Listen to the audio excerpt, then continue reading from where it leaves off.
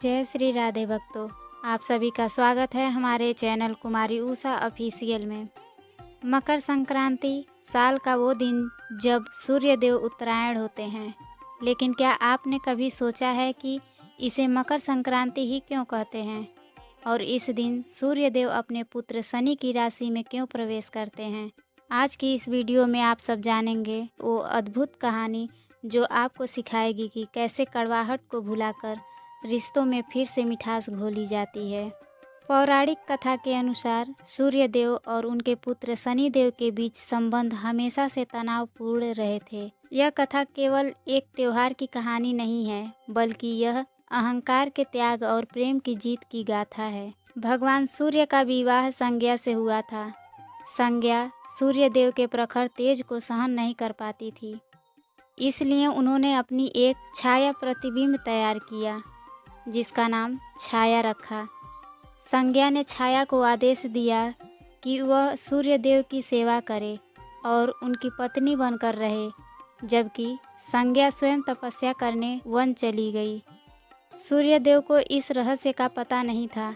समय बीतने पर छाया और सूर्य देव से शनि देव का जन्म हुआ। जब शनि देव का जन्म हुआ तो उनका रंग अपनी माता छाया की तरह ही गहरा काला था। जब सूर्य देव ने अपने पुत्र को देखा तो वे क्रोधित हो गए। उन्होंने शनि के काले रंग को देखकर उन्हें अपना पुत्र मानने से इनकार कर दिया और अपनी पत्नी छाया पर संदेह किया। सूर्य देव ने शनि देव और उनकी माता छाया का बहुत अपमान किया और उन्हें अपने घर से निकाल दिया।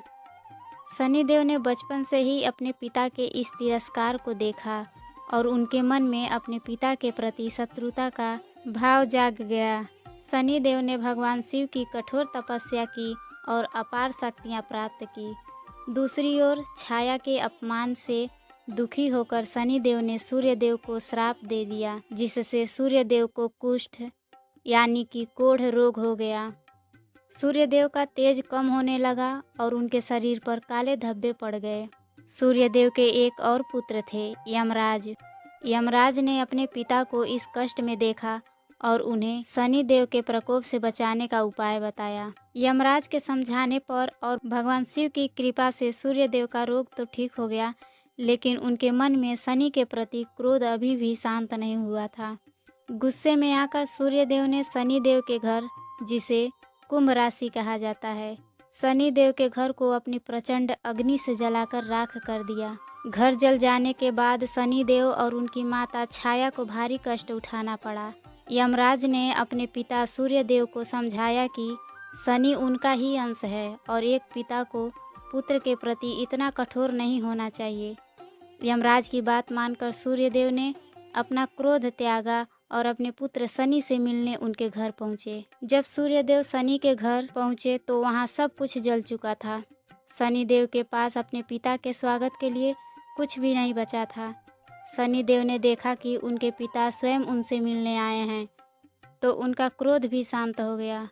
उन्होंने अपने जले हुए घर में तलाशा तो उन्हें केवल काले तिल मिले। शनि देव ने बड़े ही प्रेम और आदर के साथ ही वही काले तिल और थोड़ा सा गुड़ अपने पिता सूर्य देव को अर्पित किया। पुत्र की इस भक्ति और विनम्रता को देखकर सूर्य देव अत्यंत प्रसन्न हुए। उन्होंने शनि देव को माफ़ कर दिया और उन्हें एक नया घर दिया जिसका नाम था मकर। सूर्य देव ने घोषणा की कि आज के दिन जब मैं मकर राशि में प्रवेश करूंगा, जो भी व्यक्ति काले तिल और गुड़ से मेरी और तुम्हारी पूजा करेगा उसे जीवन के सभी सुख प्राप्त होंगे। उसके घर में धन धान्य की कमी नहीं होगी और उसे शनि के दोषों से मुक्ति मिलेगी। क्योंकि सूर्य देव ने शनि के घर मकर में प्रवेश किया था, इसलिए इस दिन को मकर संक्रांति कहा गया। मकर संक्रांति की यह कथा हमें सिखाती है कि चाहे रिश्तों में कितनी भी कड़वाहट क्यों न हो, उसे भूलकर फिर से एक होने का प्रयास करना चाहिए। यही कारण है कि इस दिन काले तिल और गुड़ के लड्डू खाए जाते हैं और कहा जाता है कि तिल गुड़ लीजिए और मीठा बोलिए।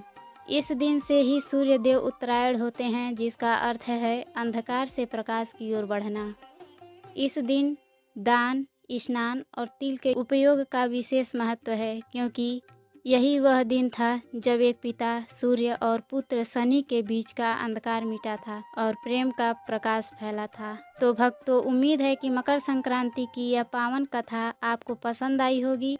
अगर आप आगे भी ऐसे ही पौराणिक कथाएं, व्रत, त्योहार और भारतीय संस्कृति से जुड़ी जानकारियाँ पाना चाहते हैं तो हमारे चैनल को अभी सब्सक्राइब करें और बेल आइकन को दबाना न भूलें, ताकि अगली वीडियो की सूचना आपको सबसे पहले मिले। धन्यवाद।